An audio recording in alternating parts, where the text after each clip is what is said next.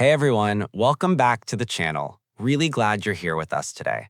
I'm Marcus. And I'm Alex. And on this channel, we help you speak English more naturally through real conversations about real topics. Our goal is simple. We want you to feel confident speaking English in everyday situations, not textbook English, real English, the kind people actually use. And today's topic, it's one that literally billions of people around the world are talking about right now. Yes, today we are talking about how to discuss the 2026 FIFA World Cup in English. This is such a great topic because football, or soccer, is truly a global language. And when a big tournament like the World Cup is happening, conversations about it are everywhere, at work, at school, in cafes, online, with strangers on the street. So today we're going to teach you the vocabulary, the phrases, and the conversation patterns you need to talk about the 2026 World Cup naturally and confidently in English. If this sounds useful to you, please hit the like button and subscribe, and tap that bell so you never miss a new lesson. Okay, let's go. So, Alex, how are you doing today? How was your week?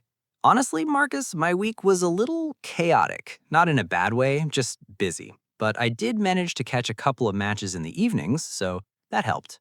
Oh, nice. Were you watching alone or with people? With my roommate, actually. She's not a huge football fan, but she gets pulled in every time. By halftime, she's already asking questions and picking a team. That's how it always works. Football has this way of pulling everyone in. Exactly. What about you? How was your week? Good, good.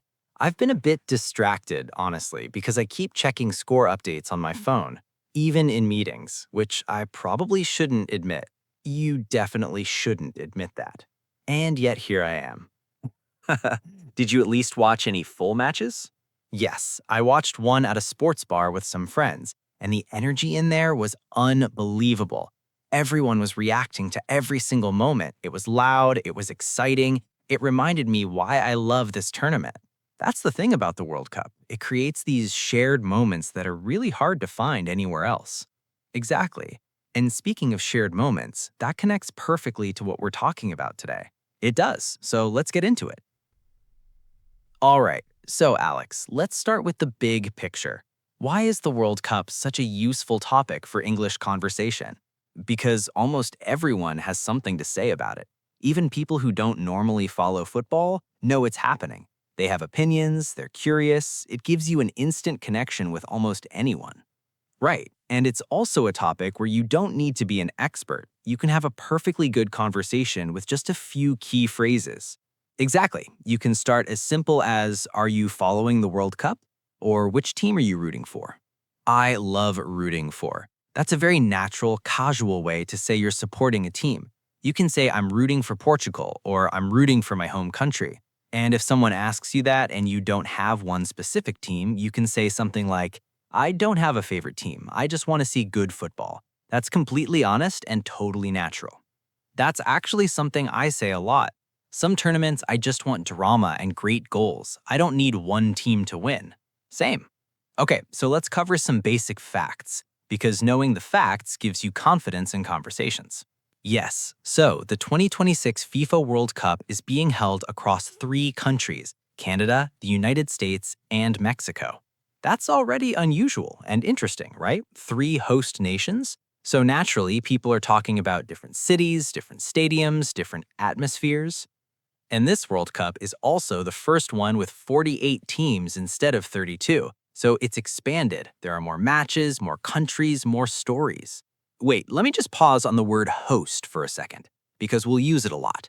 When we say a country is hosting the tournament, we mean they are the ones organizing it, providing the stadiums, welcoming the teams and the fans. Good point. So you might hear, the US is one of the host countries, or Mexico has hosted a World Cup before. Very common. If someone asks, what do you know about this year's World Cup? You can answer simply, something like, it's being held across 3 countries and it's the biggest one ever with 48 teams. Short, clear, confident. That's all you need. You don't have to explain every single detail. Right, just enough to keep the conversation going. Okay, let's talk about teams. This is where conversations get fun and sometimes a little heated. Very heated sometimes. So common questions about teams are things like, Who do you think will win? Or which teams look strong this year? And for answering those, some useful words are strong, dangerous, organized, unpredictable, and consistent. What does dangerous mean in football? Because it sounds scary. In football, dangerous just means a team or player is a big threat. They can create chances and score goals. So you can say their attack looks really dangerous, and that means they're exciting and hard to defend against. Got it. And consistent means they perform well match after match, not just sometimes. Exactly. You might say, I think Spain will go far because they're very consistent, or Brazil always looks strong on paper, but they can be unpredictable.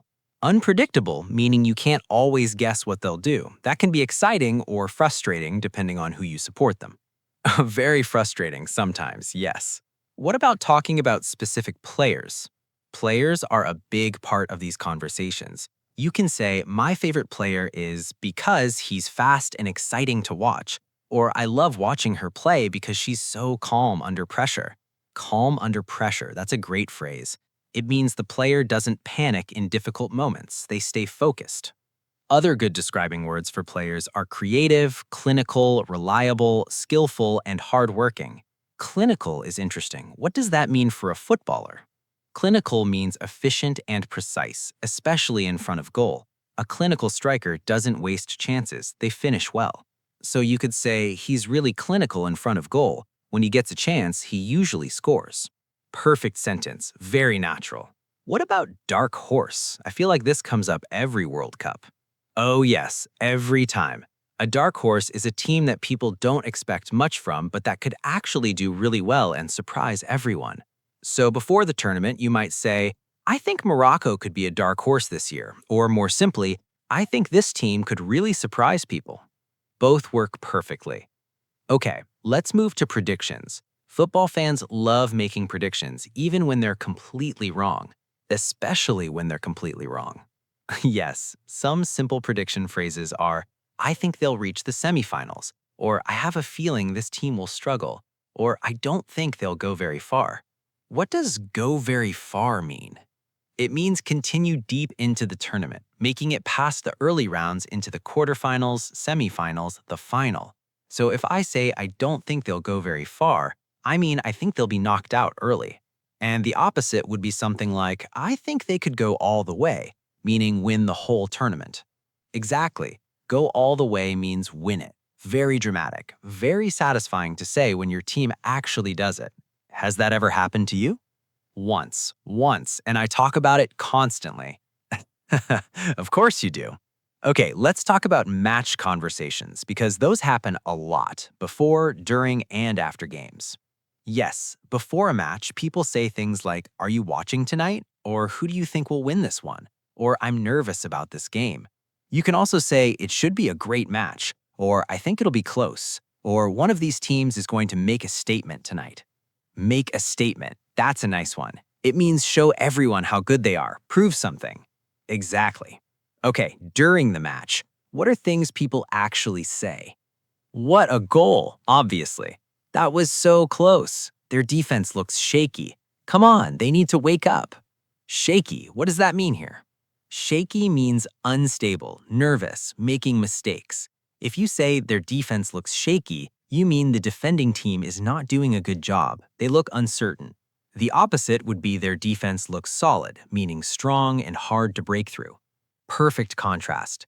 And after the match, people say they deserved that win, or that was so disappointing, or they wasted too many chances. Wasted chances. What are chances in football? Chances are opportunities to score. So if a team has lots of clear shots on goal but doesn't score, you say they wasted their chances. And that's often why teams lose, not because they played badly, but because they didn't convert their chances into goals. Exactly. You could say it, they played well but wasted too many chances in the first half. Very natural. Let's talk about the host countries, because that's a big conversation topic with this particular World Cup. Definitely. 3 countries, lots of different cities, different stadiums, different vibes. People are talking about which cities to visit, which stadiums are most exciting, what the atmosphere will be like.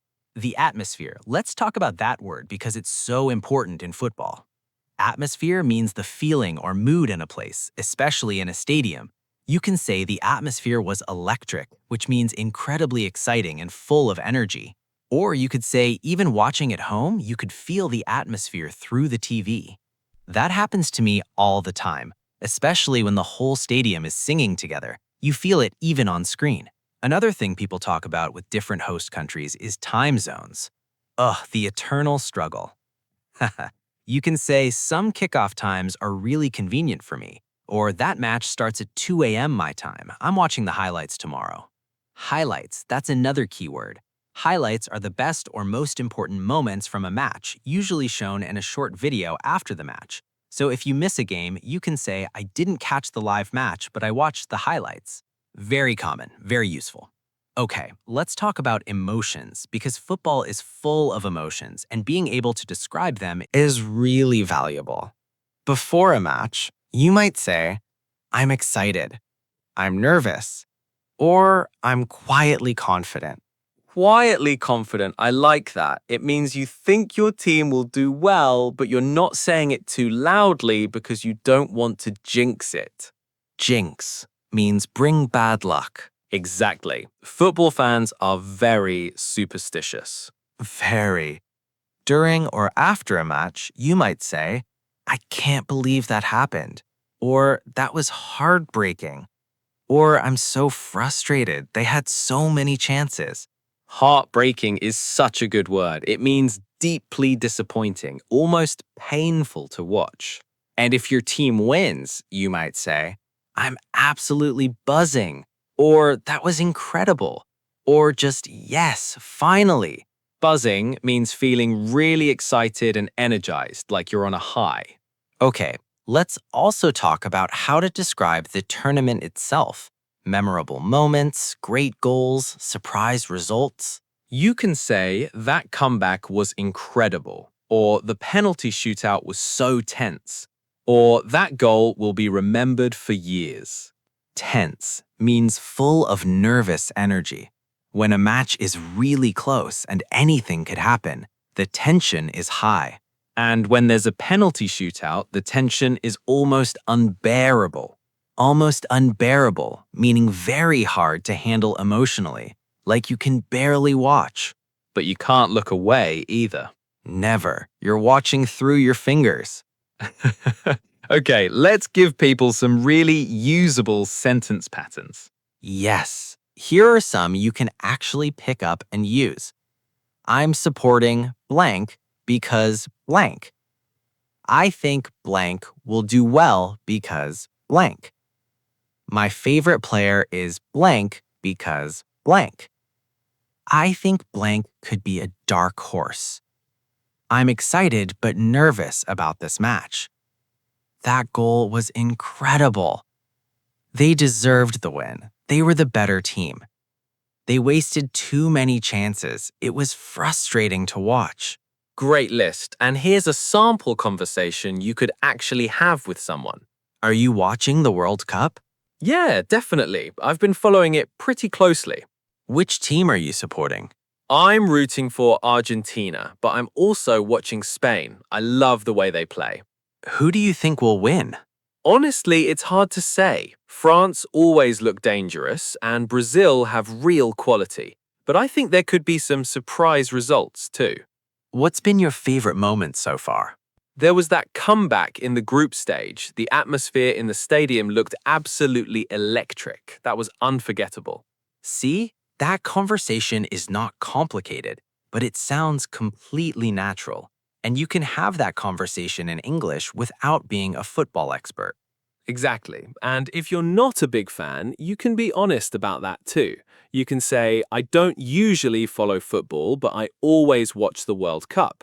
Or, I'm not an expert, but I enjoy the big tournaments. People appreciate honesty. And honestly, the World Cup is one of those events where even casual fans have opinions.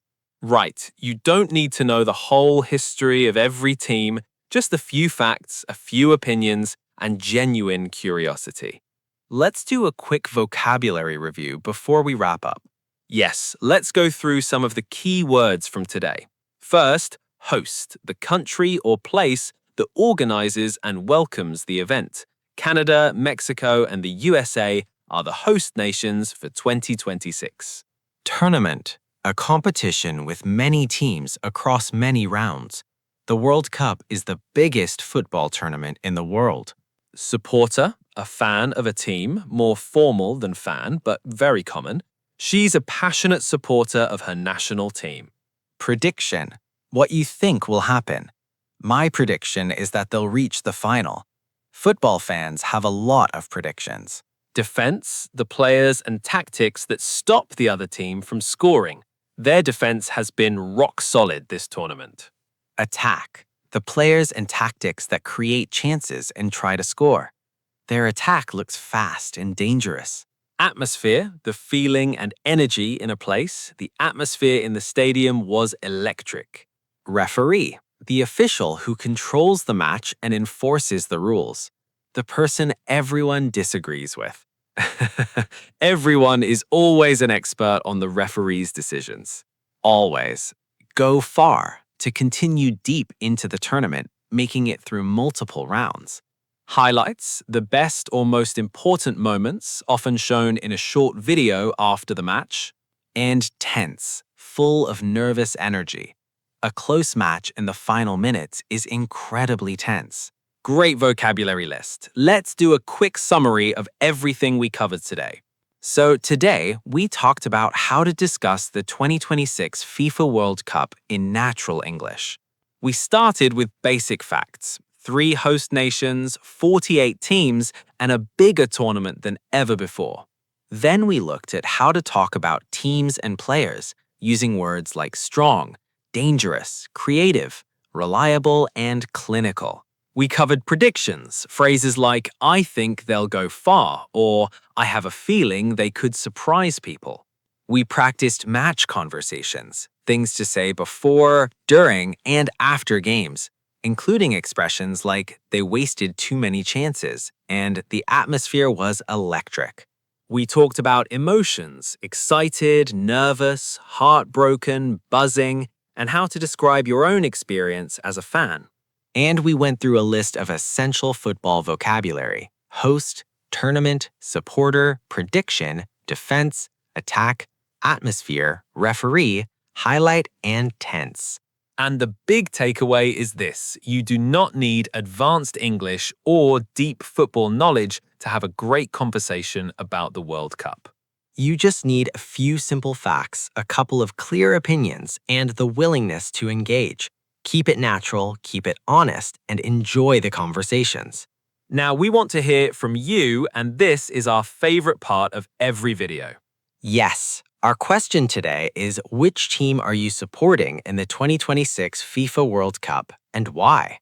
I'll start. I tend to support teams that play really attractive football. Good passing, good movement, teams that look like they're enjoying themselves. So I usually end up watching Spain and Brazil a lot. For me, I love a team with passion and a real story. I like supporting nations that don't always make it this far, teams where you can feel how much it means to them. The emotion in those matches is incredible.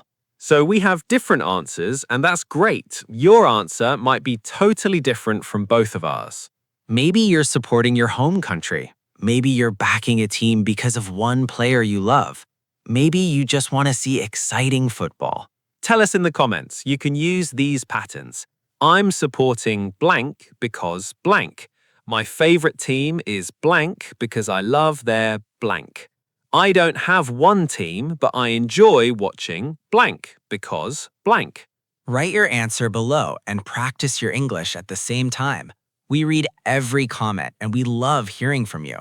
Thank you so much for watching. If this video helped you, give it a thumbs up and subscribe to the channel so you don't miss our next lesson. You're doing great. Seriously, learning a language takes courage and consistency. And you're here, which means you're putting in the work.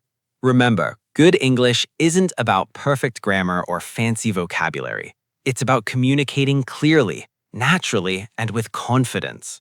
One conversation at a time. Take care, keep practicing, and we'll see you in the next one. Bye, everyone. Bye.